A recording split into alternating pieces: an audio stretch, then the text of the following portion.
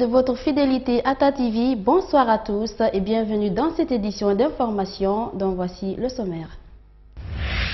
Le ministre de la Jeunesse, en partenariat avec l'UNFPA, s'intéresse davantage à la santé des jeunes. C'est dans cette optique qu'un nouveau projet de mobilisation sociale a été initié ce jeudi à Conakry. Une initiative qui devra inciter la couche juvénile à fréquenter les structures sanitaires. Du nouveau dans le paysage numérique guinéen, afriquemalin.com, c'est le dernier né des sites internet du pays. Lancé ce jeudi à Conakry, ce site, selon les initiateurs, est un levier d'accélération pour les commerçants, artisanaux et PME locales. Hillary Clinton va mieux, c'est aujourd'hui que la candidate repart après 3 jours d'arrêt et de repos. Son médecin traitant a indiqué qu'elle souffrait d'une déshydratation, d'une pneumonie non contagieuse. C'est tout pour le sommaire. Mesdames et messieurs, bienvenue à tous. Le Premier ministre guinéen poursuit son séjour de travail au Canada. Mamadi Youla prend respectivement part à la 10e édition du Toronto Global Forum et la conférence de reconstitution des ressources du Fonds mondial. Au Canada, le chef du gouvernement guinéen met son séjour à profit pour s'entretenir avec des personnalités et hommes d'affaires des Amériques, d'Asie et d'Europe. Daouda Mehmet Kamara. C'est une rencontre qui regroupe environ 2500 participants venus de différents pays d'Afrique, d'Europe et d'Amérique. Avec un agenda fourni, Mamadi Youla met l'occasion à profit pour échanger avec quelques personnalités politiques, mais également des investisseurs canadiens et d'Amérique latine. D'abord, c'est la ministre de la francophonie de la province de l'Ontario qui a été reçue en première par Mamadi Youla. Outre les échanges sur les secteurs que partage le Canada avec la Guinée, Marie-France Leland a sollicité à travers le Premier ministre le soutien de Conakry pour l'adhésion de la province de l'Ontario en tant que membre observateur de la francophonie. L'Ontario a fait une demande à titre d'observateur en vue du sommet de la francophonie en novembre prochain, donc je voulais lui en faire part officiellement. On a aussi parlé des secteurs qu'on partage au niveau minier. Donc on a discuté, on a parlé aussi, je dirais de façon très préliminaire à ce point-ci, mais quand même très importante et significative au niveau de l'éducation, de la santé. Nous avons parlé aussi des développements économiques de l'Ontario, mais aussi de la Guinée. Donc ça a été un échange, je vous dirais, très productif et j'espère bien qu'il va engendrer d'autres échanges. Après Marie-France Leland, Mamadi Youla a également échangé avec Jean-Guy Bijot. Celui-ci est à la tête d'un vaste réseau d'entreprises dans le développement économique centré sur les initiatives locales dans le cadre francophone. Le président directeur général du RDEE Canada en a profité pour présenter les nombreuses interventions prioritaires du réseau du développement économique de l'employabilité du Canada qui pourraient intéresser le chef du gouvernement guinéen. Et on va tenter d'élaborer un projet de collaboration sur l'ensemble des projets que nous avons identifiés aujourd'hui. Il y a plusieurs projets qui sont rattachés à l'économie verte, la gestion par exemple des déchets, entre autres le recyclage, ainsi de suite, mais aussi la construction des hôpitaux. Et on a offert évidemment la possibilité d'élaborer un projet de collaboration pour la construction des hôpitaux, toutes les infrastructures rattachées au service de santé pour la République. La Guinée, connue pour ses potentialités, notamment dans le secteur des mines, ce Forum global de Toronto est une opportunité offerte au chef du gouvernement pour nouer des contacts avec les nombreuses personnalités présentes en faveur de la Guinée. Je pense que parmi ces initiatives, il y a certaines qui pourraient nous intéresser. Donc nous avons pris tous les contacts et nous espérons que très bientôt cela va se traduire par des développements concrets dont pourrait bénéficier notre pays. Avec le président de la Banque latino-américaine de développement, était d'explorer les voies par lesquelles nous pourrions solliciter cette banque pour financer des infrastructures en Guinée. Donc là aussi, nous avons pris contact et nous espérons que ces contacts permettront à la Guinée de bénéficier de financement dans le cadre du développement et du financement des infrastructures. À ce rendez-vous, Mamadi Youla entend promouvoir les opportunités exclusives entre les grandes sociétés canadiennes et celles guinéennes pour le développement du pays. L'état de dégradation avancée du réseau routier du pays attire l'attention du président de l'UFDG. En sa qualité d'ancien ministre des Travaux publics, Elhadji Cellou-Dalein Diallo dénonce l'inertie des services en charge et apporte des pistes de solutions. C'est en séjour depuis quelques jours de la région de la Baie que le chef de file s'est prononcé sur le sujet au micro de nos confrères de Guinée News. Décryptage Sayon Kourma. Aujourd'hui, le constat sur les routes nationales est alarmant. Partout, les pistes de l'intérieur du pays sont dégradées. L'ancien ministre des Travaux publics et actuel chef de file de l'opposition guinéenne exprime son désarroi. C'est un calvaire partout. La route de Tougué, la route de Koubia, la route de Mali, c'est des routes définies impraticables. Depuis combien de temps il n'y a eu aucun effort d'entretien de ces routes-là? C'est grave. Pourtant, beaucoup de ministres se sont succédés à la tête de ce département des travaux publics. Mais hélas, aucun d'entre eux n'a pu donner satisfaction à la population. Le président de l'UFDG parle de manque de politique de la part des autorités.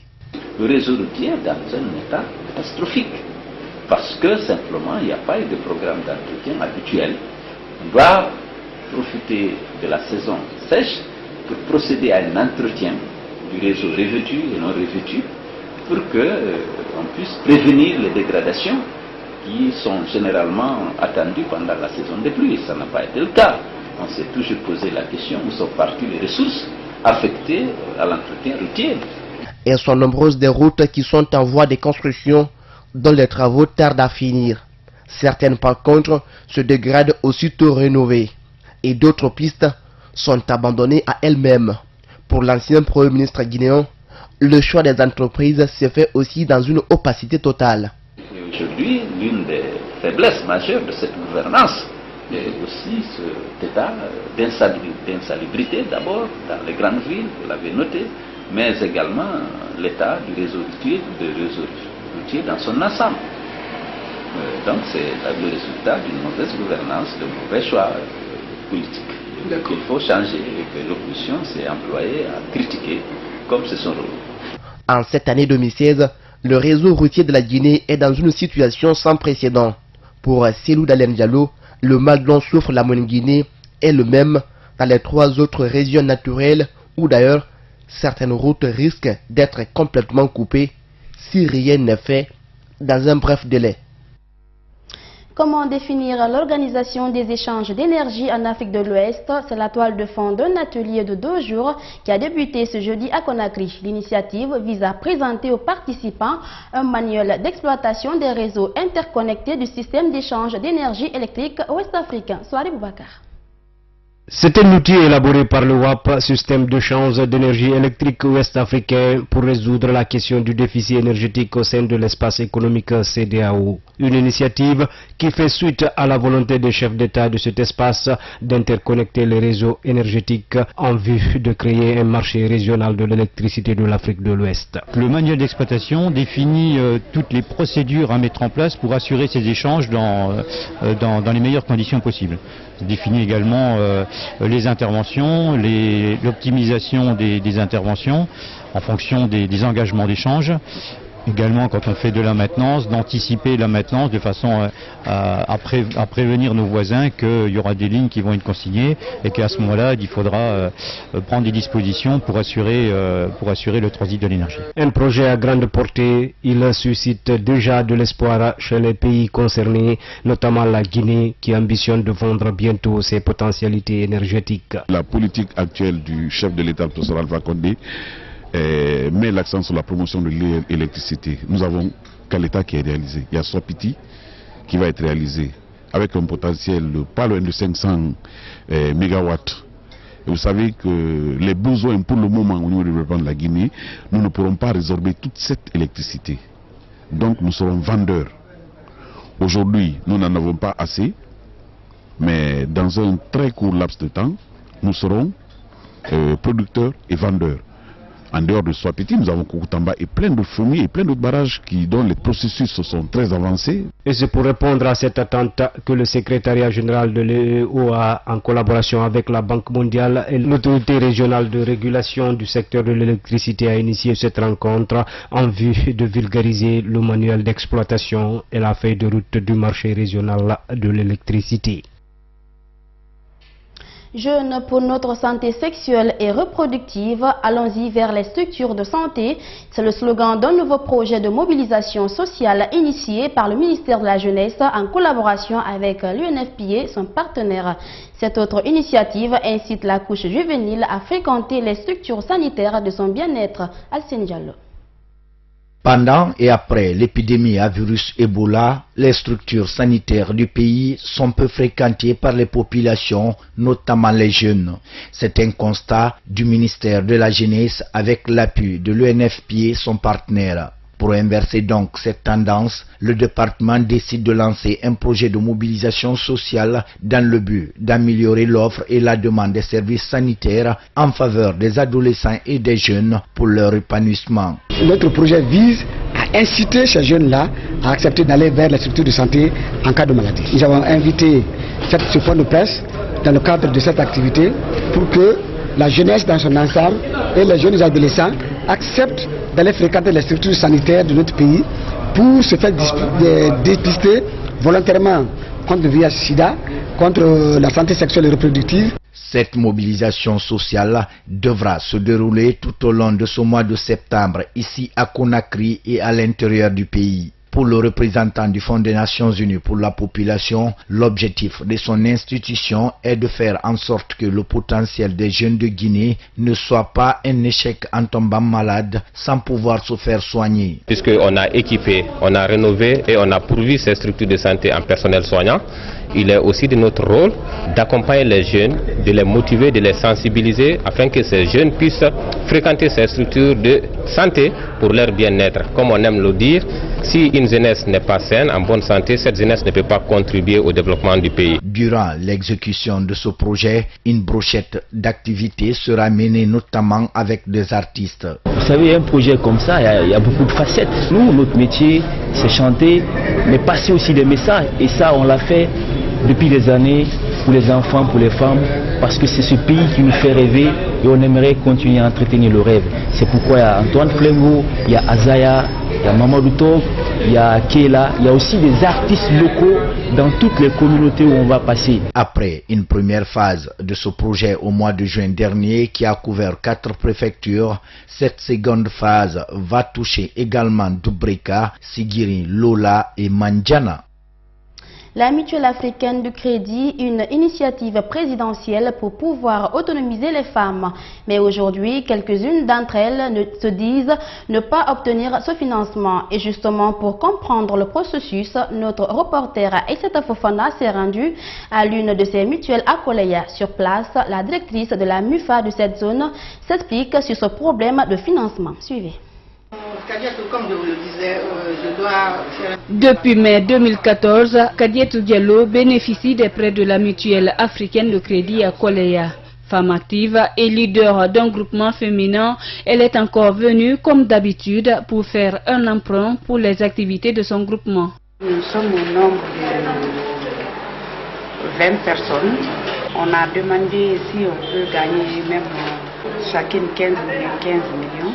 Mais seul souci pour satisfaire cette demande, c'est la disponibilité financière. Une préoccupation pour la directrice de cette MUFA aujourd'hui qui demande une aide au gouvernement pour pouvoir répondre aux attentes sans cesse croissantes. On a besoin de beaucoup de ressources parce que la demande est plus forte que l'offre que nous donnons aux femmes. Donc vraiment ce que toutes les bonnes volontés peuvent faire pour nous, à commencer par le gouvernement, c'est vraiment de nous aider à remplir les conditions même d'une microfinance parce qu'au jour d'aujourd'hui, nous avons des demandes qui vont dans le sens des microfinances. Mais nous ne sommes même pas capables d'abord de répondre aux besoins de très petites et petites entreprises. Même si cette difficulté de financement se pose avec acuité, quelques femmes ont quand même pu s'autonomiser. C'est le cas de Aïssata Kamara, une commerçante qui roule sur fonds propres aujourd'hui. Ça rapporte très bien pour moi parce que l'argent que j'ai pris, j'ai roulé ça dans le temps très bien, je viens verser l'argent. Maintenant, mon départ avec moi maintenant, je peux bien travailler avec mon argent maintenant. Grâce à mes Guinée. Je voyage, je vais partout, je vais en Chine, je vais à Paris, je vais partout que j'ai besoin maintenant, je vais partir. À ce jour, plus de 35 unités de MUFA ont été implantées en République de Guinée et près de 31 milliards de crédits ont été octroyés aux bénéficiaires. Un nouveau site internet vient de voir jour dans le paysage numérique guinéen, afriquemalin.com. C'est son nom, est un espace de petites annonces gratuites en Afrique francophone, présent dans 8 pays. Selon les initiateurs, ce portail numérique est un levier d'accélération pour les commerçants artisanaux et PME locales à la recherche d'une nouvelle plateforme de distribution des produits et services. Salum Kondé nous fait le point. La naissance de afriquemalin.com est considérée par les spécialistes comme une véritable révolution dans l'écosystème numérique en Guinée. C'est un portail d'annonces qui compte développer ses activités dans 8 pays d'Afrique francophone et les raisons de cette couverture sont simples. Nous avons aujourd'hui dans l'espace francophone africain plus de 200 millions d'habitants et tous les signaux sont ouverts. Par exemple, 12% de la population a eu à passer commande sur Internet. Vous avez aussi le secteur Internet, plus précisément le secteur du e-commerce, qui va représenter d'ici 2025 plus de 10% du PIB africain. Sur la toile, l'interconnexion entre l'offre et la demande est la solution adaptée de ce nouvel portail numérique. Donc aujourd'hui, nous permettons aussi à nos commerçants locaux, nos artisans locaux du marché Madina par exemple, d'avoir un nouveau canal de distribution gratuit. Afrimalin constitue le plus souvent pour eux une porte d'entrée vers le digital. Nous ne voudrions pas en fait que ce qui se passe d'habitude en Afrique se passe dans le secteur du numérique. Je veux dire par là que nous ne voulons pas que nos artisans locaux soient délaissés pour compte. Pour le directeur des opérations Mamadou Niang, les modes d'inscription sur afriquemalin.com ne posent aucune difficulté. C'est très simple. Si par exemple Khadijo veut vendre sa voiture, elle se connecte sur afriquemalin.com, met en ligne l'annonce en 2 minutes, fait les photos de sa voiture, le titre de l'annonce, une petite description, le prix du véhicule et en 2 minutes, elle clique sur publier l'annonce. L'annonce est en ligne. Ce canal d'annonce n'est seulement pas conçu pour les commerçants et artisans, les diplômés sans emploi aussi, car les offres d'emploi seront régulièrement disponibles.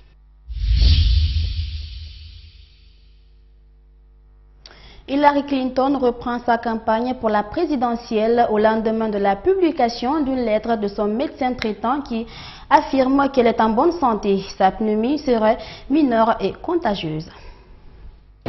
Hillary Clinton va mieux. C'est aujourd'hui que la candidate repart en campagne après 3 jours d'arrêt et de repos. La candidate démocrate souffrait d'une déshydratation, d'une pneumonie, mais rien d'inquiétant pour son médecin traitant. Dans une lettre publiée par l'ex-secrétaire d'État, son docteur affirme qu'elle est apte à revenir dans la course à la Maison-Blanche. La lettre indique également qu'Hillary Clinton est en excellente condition mentale. D'autres examens publiés montrent que le taux de cholestérol et la tension artérielle de la démocrate sont normaux. Hillary Clinton a souffert d'une forme modérée non contagieuse de pneumonie et doit suivre un traitement antibiotique de 10 jours. Mon impression est que Mme Clinton reste en bonne santé. La candidate démocrate est en bonne santé et apte à servir comme présidente des États-Unis. Hillary Clinton est en excellente condition mentale. L'ex-secrétaire d'État va quitter dans la journée son domicile près de New York où elle était en convalescence. Dimanche, elle avait été victime d'un malaise lors des commémorations des attentats du 11 septembre 2001. L'enjeu pour elle est maintenant de récupérer l'avance et les voix acquises par le républicain pendant son absence. La candidate doit s'attaquer à la préparation de son premier débat télévisé contre son rival Donald Trump le 9 octobre prochain et récupérer le retard pris dans les sondages. Au Brésil, Lula accablé, l'ancien président serait le chef du réseau de corruption Petrobras. 2 semaines après la destitution de Dilma Rousseff, il est lui aussi mis en examen. Son avocat parle d'une farce. Regardez. Nouveau coup dur pour la gauche brésilienne. Moins de 15 jours après la destitution de Dilma Rousseff, c'est au tour de l'ancien président Lula d'être inculpé. Le héros du peuple, celui qui avait mené le Brésil sur la voie de la croissance et sorti 40 millions de personnes de la pauvreté, est aujourd'hui accusé d'avoir été le chef suprême du réseau de corruption dans le scandale Petrobras. Il aurait reçu plus d'1 million de dollars sous forme de pots de vin versés par une entreprise de BTP. Tout cet argent a circulé de façon horizontale entre les différentes directions de Petrobras et aussi selon un processus vertical allant jusqu'aux principaux leaders de cette organisation criminelle. Aujourd'hui, le procureur public accuse M. Luiz Inácio Lula da Silva d'être le haut commandant de cette affaire de corruption. En tout, Lula est visé par 3 enquêtes dans le cadre du scandale Petrobras, une affaire qui a coûté plus de 2 milliards de dollars à la compagnie phare du Brésil et a bénéficié à des dizaines d'hommes politiques de divers partis. Mais l'icône brésilienne dénie en bloc et dénonce une persécution de nature politique.